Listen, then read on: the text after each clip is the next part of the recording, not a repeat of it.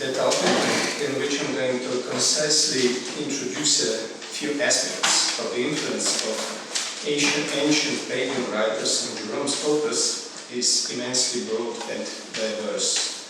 And finally, it brings about some completely unexpected findings which, considering the general notion about Jerome in our perception, may be quite surprising. Astounding and deceptive is the mere first impression taken from the reading of Jerome's work that are more strongly characterized by the content and quotes from pagan antiquity, supposing that Jerome is a great expert in ancient literature and culture. Where did Jerome acquire knowledge about antique pagan literature, both Latin and Greek?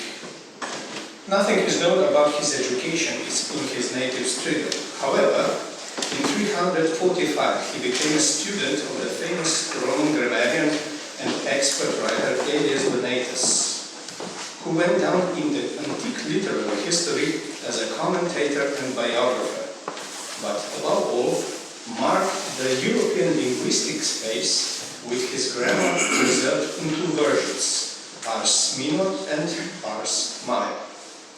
Especially popular was the first one, Ars Minor, which ensured Donatus such fame that in the Middle Ages his name became a synonym and general denomination for each work discussing grammar. Donatus' influence on Jerome can only be speculated upon on the basis of a few excerpts scattered throughout Jerome's Opus. Jerome himself, despite his great esteem for the man, says very little about him.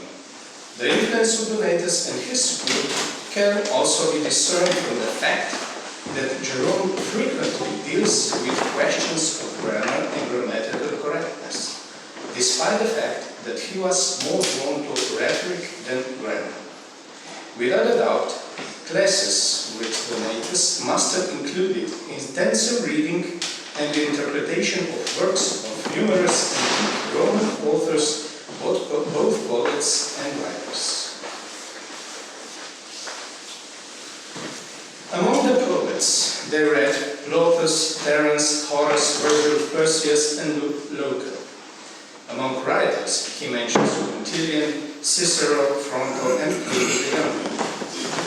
The third group of writers he mentions explicitly, and in his works are antique commentators, and among them also Jerome's teacher Donatus, as the commentator on Terence and Virgil.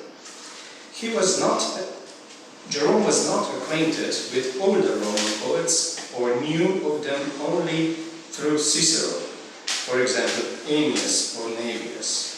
Furthermore, Ovid was also poorly known to him. Early in his education, he was introduced to moral sentences of the Roman writer Publius Syrus, which were read for their instructive and educational value. Later in life, he encountered the works of the philosopher Seneca the Younger and the scientific opus of the Roman polymath Marcus Terentius Varro. His most important literary paragons, who he tried to model and imitate, were Cicero, Virgil, and Horace. On the other hand, Jerome displayed a totally unfavorable attitude towards so-called Homerocentones and Vergiliocentones, poems which were a sort of patchworks of verses taken from Homer or Virgil and redistributed in new order and with Christian subject matter. He considered such poems childish and buffoonish. After he finished the grammarian school, Jerome devoted himself to the study of rhetoric. It is not known who his teacher was, but the fact remains that rhetoric in Jerome's time was special. It was no longer a politically engaged rhetoric with an important role in the political life of Rome, but was a typical school rhetoric which was taught in the form of rhetorical exercises in the field of judicial and deliberative rhetoric, which were based on made-up cases from of legal practice, politics, and everyday life, and were characterized by excessive pathos, rhetorical superabundance, manipulation, lies, with the intention to achieve victory in any way possible and with use of any means necessary. These exercises also left a mark on Jerome, who later tried in vain to cast them off. Jerome's attitude towards Greek antiquity, Greek literature, and Greek authors significantly differs from his attitude towards Roman authors. He was acquainted with the basics of Greek in school in Rome. However, his knowledge of the language gained depth only after 373 in Antioch, when he lived in the area where Greek was the colloquial language. Even though he had a talent for languages and he read Greek philosophers and commentators, it took him a long time to speak Greek fluently. After his return to Jerusalem in 389, he mastered Greek enough to be able to preach in that language. Greek also became the tool of his expression. Frequently, he would borrow words from Greek in which he could not find appropriate equivalents in Latin. He often included Greek words in his homilies, and especially in his letters. Occasionally, these were entire sentences, especially when he was writing to educated people. In this, he must have imitated his Roman role model, Cicero, who used Greek particularly frequently in his letters to his friend Atticus. Jerome, furthermore, used Greek to define philosophical concepts for which he believed Latin could not define clearly enough. In relation to Greek, Jerome even shaped his own translational viewpoint.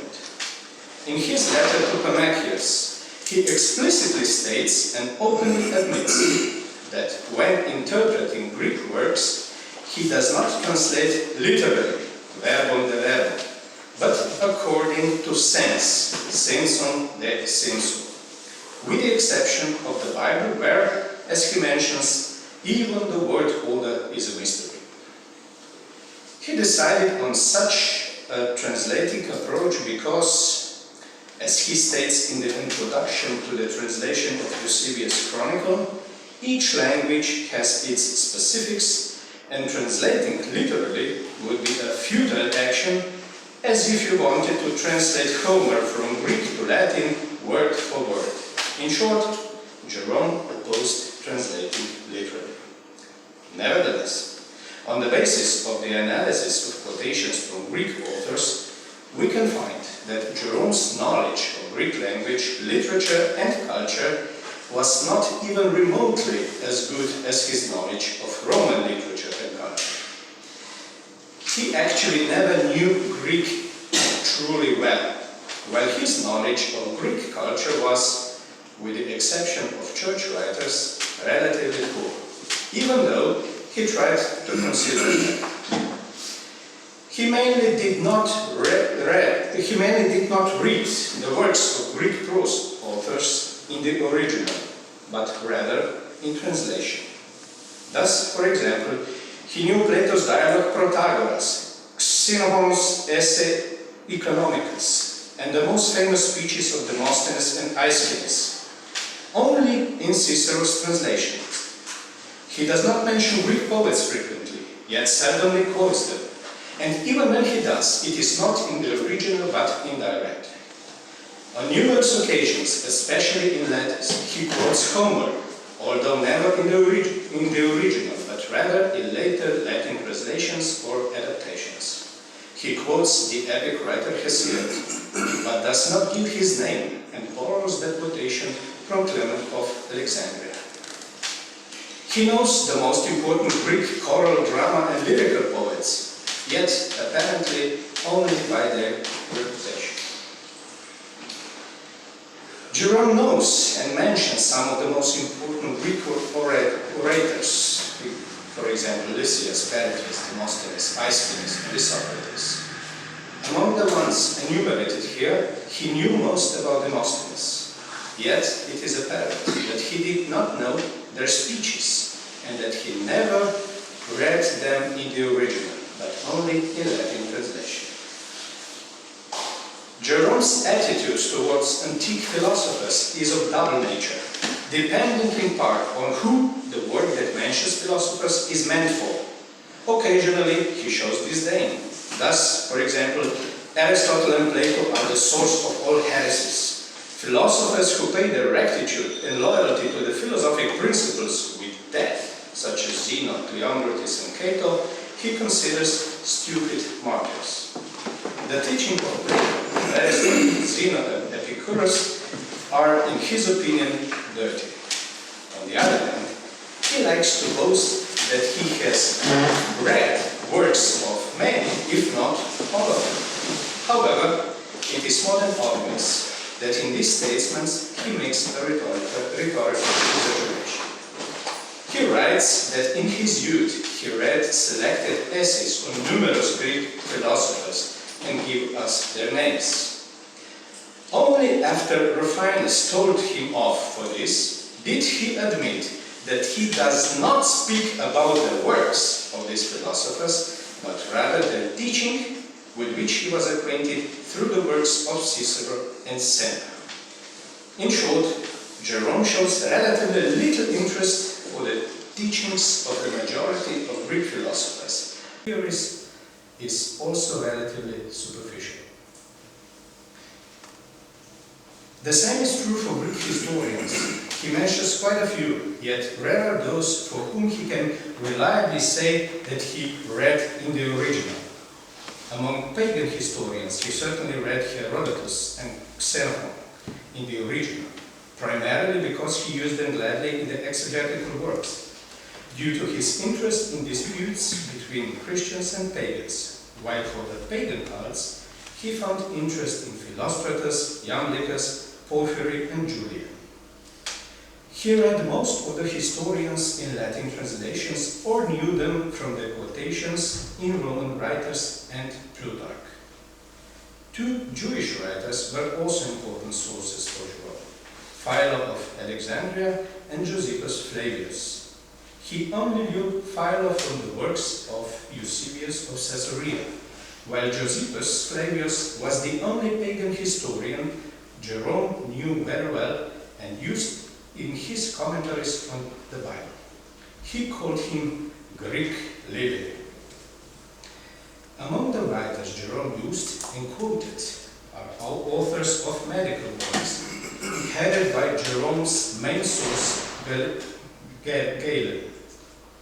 Greek naturalists were his source for explanations of biblical metaphors or for moral sentences, especially Aristotle and Theophrastus. However, he never read these authors, but relies on informations gathered from the Latin and Greek Christian writers. The only Latin naturalist Jerome states and must have also read is Pliny the Elder.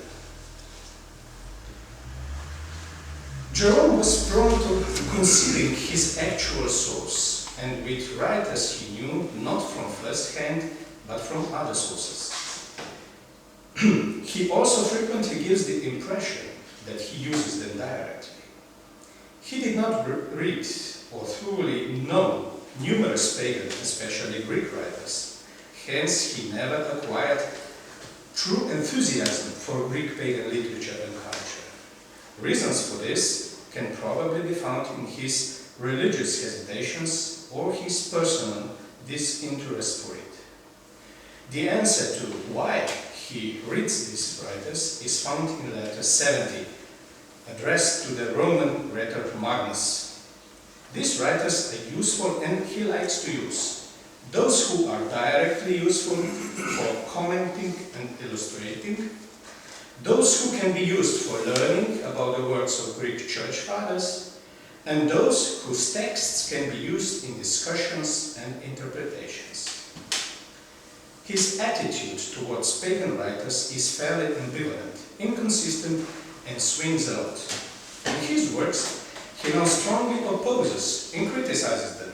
then again praises and compliments them.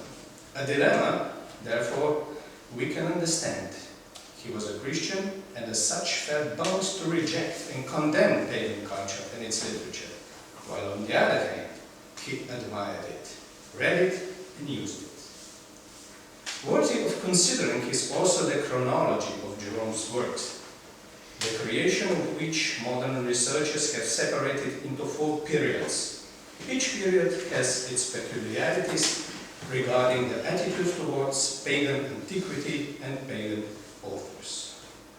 In Jerome's defense, we can say that in many cases, an inconsistency connected to the quotations is the consequence of the fact that he did not write many of his work, but dictated them.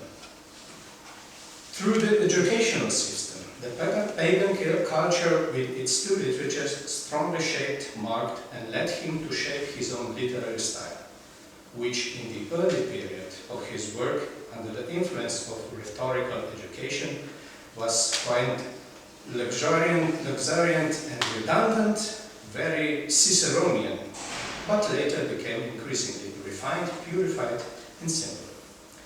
The fact that his education based on pagan antiquity meant a lot to him is confirmed by numerous reminiscences which Jerome remembers when Jerome remembers his education, thoughts in Stridov and later in Rome. These are just a handful of shorter segments recapped from the West topic discussing Jerome's encounters with pagan antiquity. The presentation does not touch upon many aspects, including the library he took everywhere with him and must have been, as indicated by Jerome himself, for the time downright striking both from the literary and philological as well as culturological perspectives. Considering everything said about Jerome and the influence of pagan antique writers on him, the conclusion will probably not be too pompous if I finish with concluding thoughts of 2 great experts on Jerome and the influence of pagan antiquity on him. The first one is Harald Heidegger, who in his work Latin Fathers and the Classics, at the end of an extensive chapter devoted to Jerome, he wrote, and I quote, "If any Latin father can be called a humanist, it is certainly Jerome." On the other hand, regarding his attitudes toward Greek antiquity, we can borrow a phrase used by Pierre Courcelle in his monumental work about the Greek literature in the West, who designated Jerome's disposition towards Greek antiquity as Christian Hellenism. Considering everything said before, I think that this expression should be used with a slight reservation. Thank you.